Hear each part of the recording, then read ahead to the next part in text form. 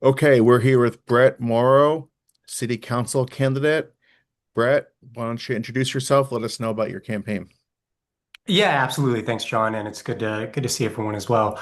I think I've met everyone pretty much on this call, if not close to everyone. My name's Brett Morrow. I'm a husband, a dad of an amazing 3.5-year-old little girl. I'm a renter, a public servant, and also currently the chair of the Human Services Commission for the city of Santa Monica. I'm running because it's still too expensive to live here for families, for workers, for students, for seniors. We need safer and cleaner streets. We need more support for our local businesses. We need more park space and recreation opportunities. And we need a city where families can afford to stay and help our schools and our neighborhoods thrive. Now, to get there, I think we need to build more housing across all levels while protecting renters at the same time. We need to invest in public safety and homelessness solutions that are based in data and facts as well. We need to make things easier for our business districts, and we need to make government more responsive and accountable to our residents. And I think I'm in a unique situation where I can help solve those challenges because I've spent most of my career doing just that. I've worked in government for most of my career, first at the federal level, advocating for progressive values, fighting for working families, public transit, environmental sustainability, Black, Brown, LGBT communities. But our offices were really truly operated like community-based organizations. They were focused on serving our constituents first and foremost. And here locally, I get to do a little bit less of you don't really have to do the theater that you got to experience while working in Congress, but you can focus a lot more here on the results as the Chief Communications Officer for the County Department of Public Health, where I connect residents with services, I stand up programs and initiatives that are based in equity, and I get resources to people who typically get them last. I've worked in everything from public health emergencies, wildfire response, environmental hazards like removing lead paint from homes, soil testing, and economic opportunity. And I've learned how to bring together people and departments, build trust, and deliver results. And at the end of the day, I think that solving problems in government is just very different than solving problems in the private sector. There the focus is solely on profit and efficiency. But it's different in government. You have to build ideas from the ground up, directly from the community to get buy-in. You have to navigate complex public processes. You have to coordinate across agencies and departments at a variety of different levels. And again, for most of my career, I've done just that. And that's really the experience that I'm hoping to bring to City Council, and that's why I'm running. Yeah. Great, thanks, Brett. Let me start by asking you, a lot of the other candidates in the field are either elected officials or otherwise they have a voting track record of their positions. And you haven't run for office before, and you've lived Mhm. in Santa Monica for less than 3 years. Yep. So the question I think many people are wondering, even if they find themselves aligned with you on the issues, is why should they trust you with 4 years on city council? What's the answer to that question? Because I think it's directly my experience, what I've done for most of my career. I don't do this for money or for fame or for clout or for my own ego. It's really about the issues and it's really about giving back to the community and creating a more equitable community, a more just community. And that's what I wake up every single day doing, at the Department of Public Health and then when I was in Congress as well. So I think while yes, aligning with those values is very important. I would say look at the work that I've been doing for probably over the last 12 years, in my professional capacity, and then obviously volunteering on campaigns the last 17 years, and just being an activist in democratic politics for almost 25 years now, over 25 years, I would say. So I think I have a strong track record that can make people feel more comfortable, that we don't just share the values, but that I'm willing and able to put in the work. Okay, thanks. Who's up? Okay. Thanks. Hi, Brett. Hey, Um, Kay, how are you? so you are currently, I think, chair of the Human Services Commission. Mhm. Um, um, was that a term? How long of a term was that, or is that?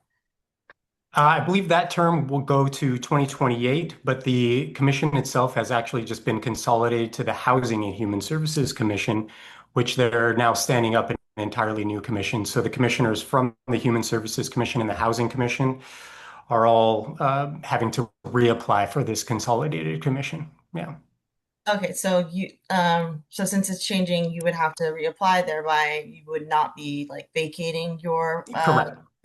okay. Correct. Yeah. Um, Yeah. Secondly, with my question about that is, since your time on the Human Services Commission, what Mhm. is how many meetings have you had, and what's an idea that you brought forward, not initiated by staff, that you're most proud of? Uh, I think I want to say so. I started there probably about a year and a half ago, probably about 6 to 8 meetings. There's been a handful of special meetings as well too. Typically, the Human Services Commission meets on a quarterly basis. There's been a handful of special meetings on top of that. And I know myself and the ex-chair prior to me were advocating for more frequent meetings. I would say that one of the most things that I'm proud of is being there since the inception and being able to consult with the city for Samo Bridge. Samo Bridge is a diversion program that's based at the Civic Center site that has just done really incredible work. I think there have been hundreds of referrals to Samo Bridge at this point. And then on top of that, we've had several dozen folks graduate from the program of Samo Bridge, and I'd be interested in potentially, seeing ways that we can expand that potentially into other areas of the city. And I think when we were having these meetings and discussions with city staff, one of the questions that I was always asking was, and we're experiencing this at the Department of Public Health, is the stability of our funding. Making sure that we do potentially have any backfills if we would happen to lose our funding that would support things like Samo Bridge. I think the other thing that I was really interested in for Samo Bridge was making sure that we provide language accessibility and potentially expanding their hours as well too, which I think that the Samo Bridge they're actively exploring and maybe starting to do in the next couple of months too.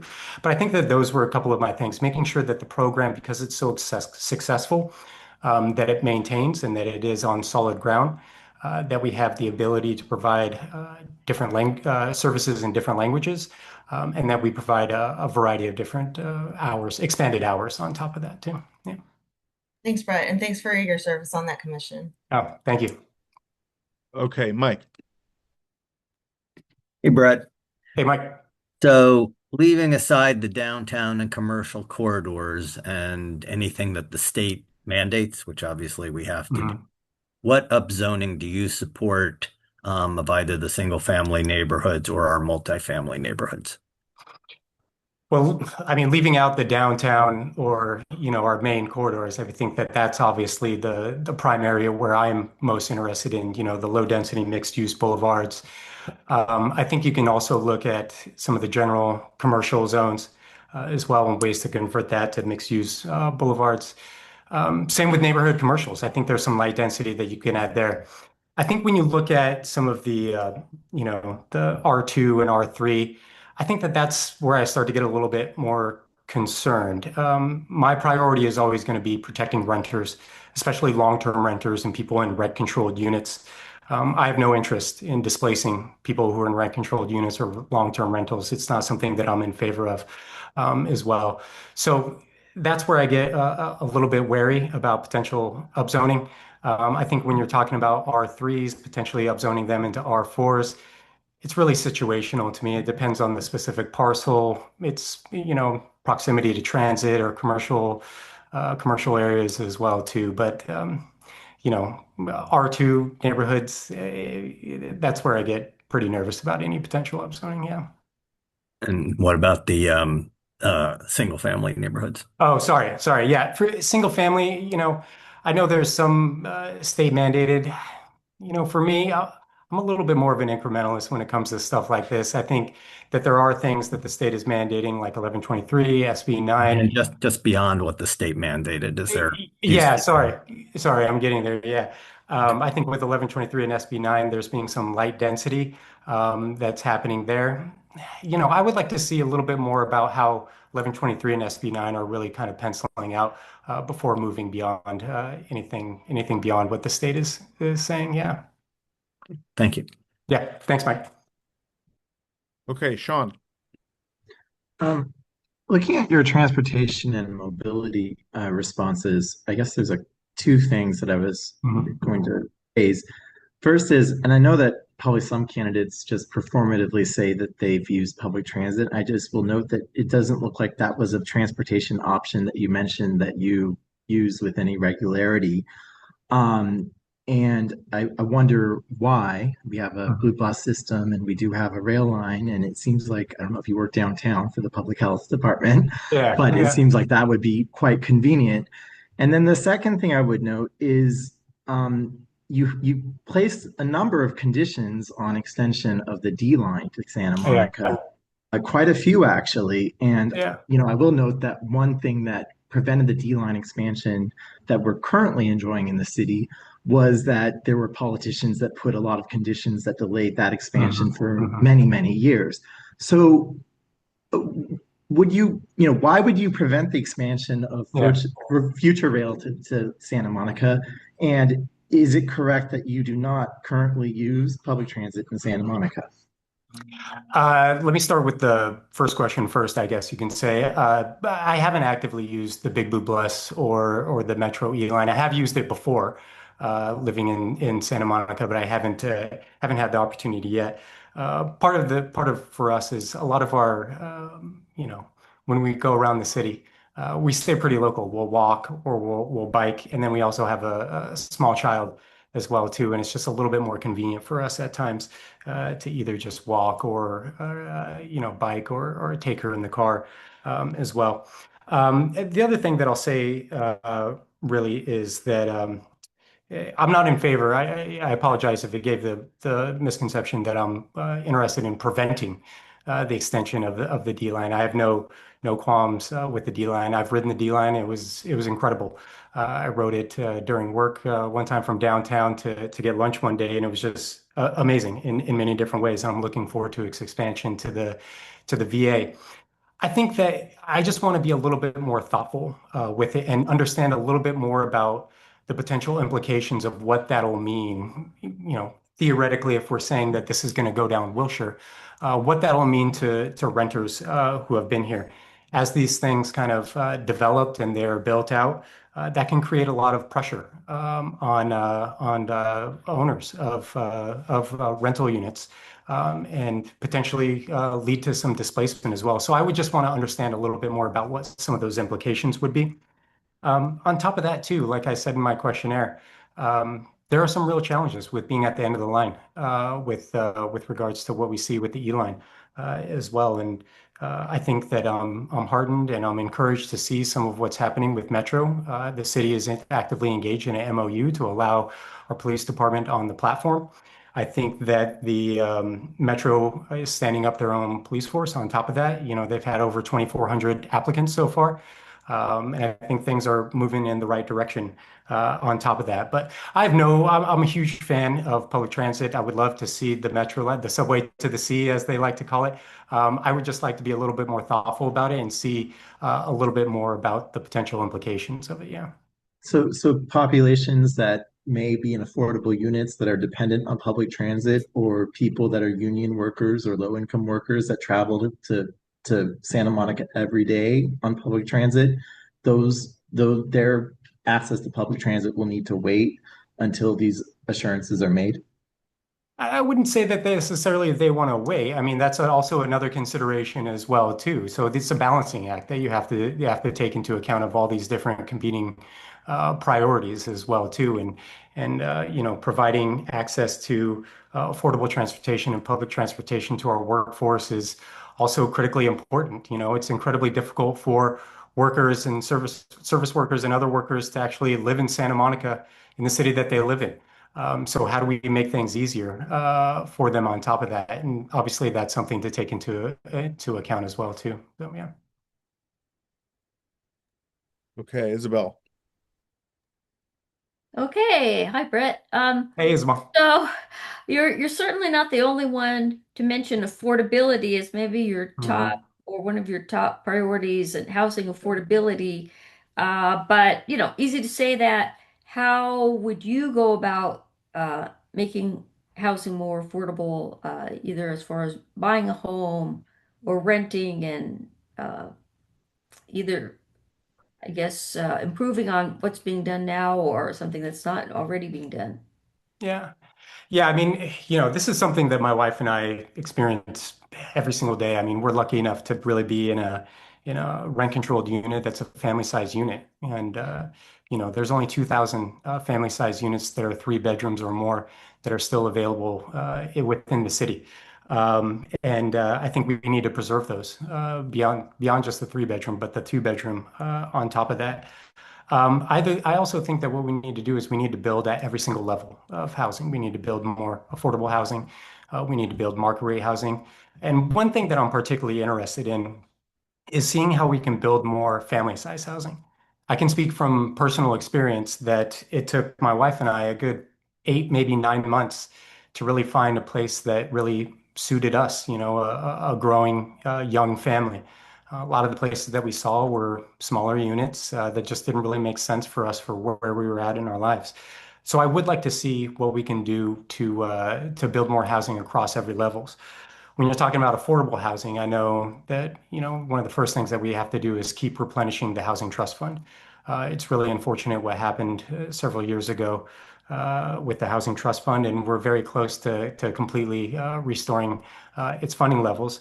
There's also been a lot of talks about regional housing trust fund as well too, and so I'm interested in that additionally.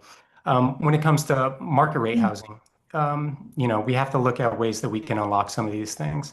And I think that City Council has done some really good work, and we've seen a lot of building for market rate housing on top of that.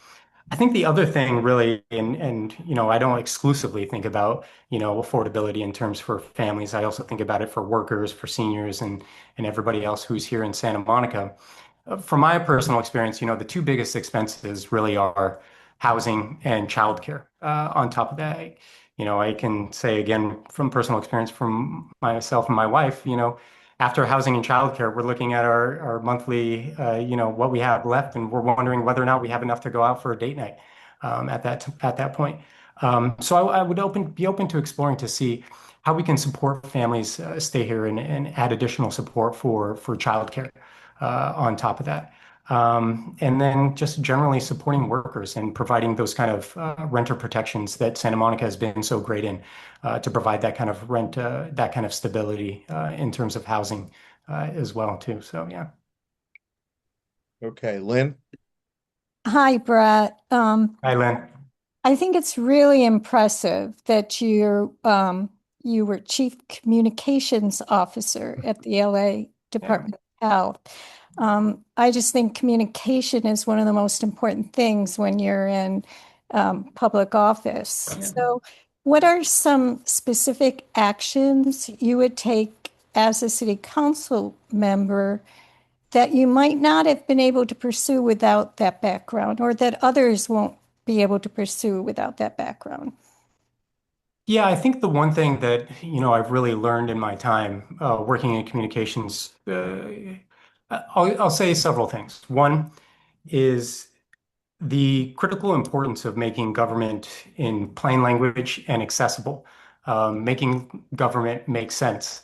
A lot of times when I'm dealing with very complicated, complex medical information, I have a running joke, and I'm only half joking when I say this, but I work with a lot of doctors and people who have PhDs and have done a lot of schooling, and I have to tell them, like, if it doesn't make sense to me and I work here, what is this going to mean for, the residents and people out in the community as well? So always coming at it with that lens, I think is really important in making sure that things are plain language that are available in a variety of different languages on top of that. The other thing that I'll say too is public engagement is everything. We experienced that during COVID. We experienced it through the handful of other public health emergencies and crises that pop up through a variety of different ways. We're experiencing it now with the World Cup, and a lot of our focus is on heat and hydration and making sure people are staying safe and being safe when they're driving and crossing the street and a variety of different things as well. Because once you get buy-in, it makes your job a whole lot easier. I truly believe that it is incredibly easy. It's difficult. It's easier to pass policies. It's much more difficult to actually implement them.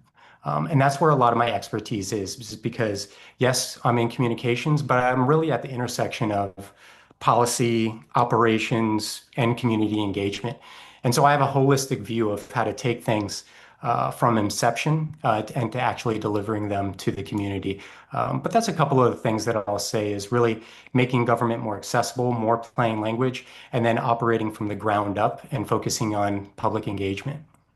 Yeah, I totally agree that you could have the best policy in the world, but unless you can communicate it to the Exactly. public, it's not going to work. Yeah. And you really have to look at as well too. And when I do this is I've really advocated in the Department of Public Health is to bring communications into the program planning phase as well, because we really look at things backwards. We kind of reverse engineer it. We try to think of the programs as they're being developed is where are people going to access this information? What is it we're trying to achieve and build things around that and not think of it like a normal bureaucrat would think about it and just kind of check the boxes and say, here's exactly the steps we're going to do.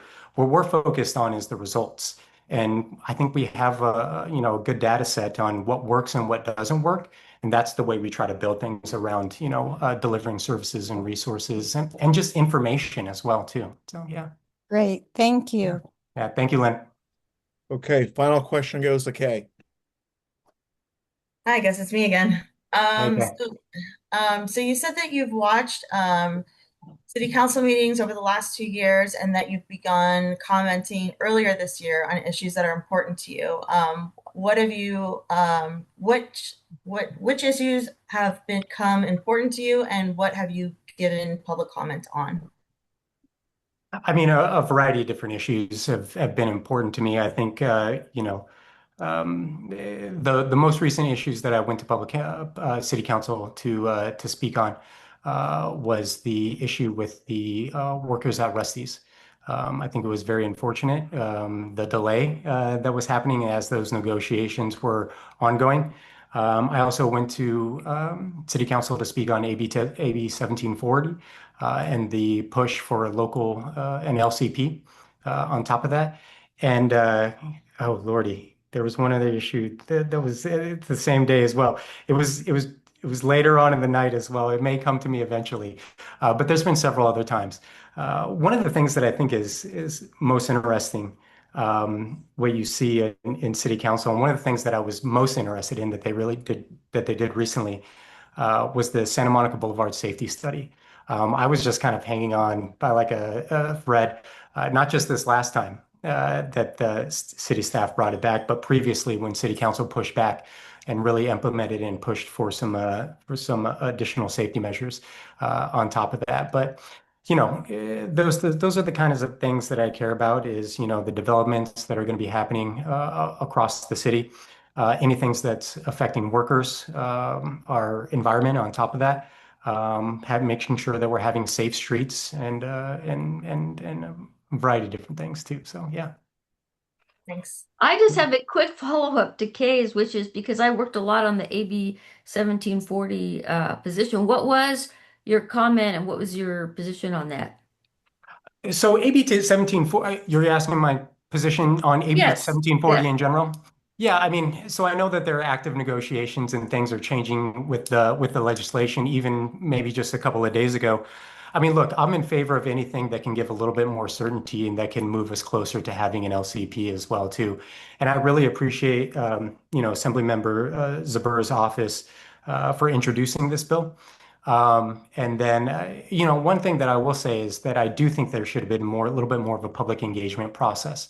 I would support there being public guidelines that would detail out when city staff and city council would look at potentially, advocating for or endorsing pieces of legislation. I do think that should have happened. But at the same time, I do think that it's gone through the process that it needed to go through. You know, Assembly Member Zabur's office actively engaged with the community. I know his office was talking with our neighborhood organizations. I know they were talking with this club about potential changes to the bill.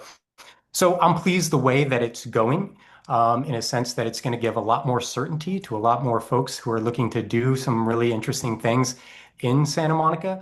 And then it looks as though that we're going to get the LCP as well too, but we still have a little bit way to go too. But this is the kind of way that these things kind of operate as well. This is the sausage getting made, and you're kind of seeing it happen in real time here with 1740. Yeah. Okay. Thanks so much, Brett. Appreciate you coming by, and we'll talk to you soon. Absolutely. Thank you, everybody. Happy Father's Day to everyone as well too. You too. All right. Thank you.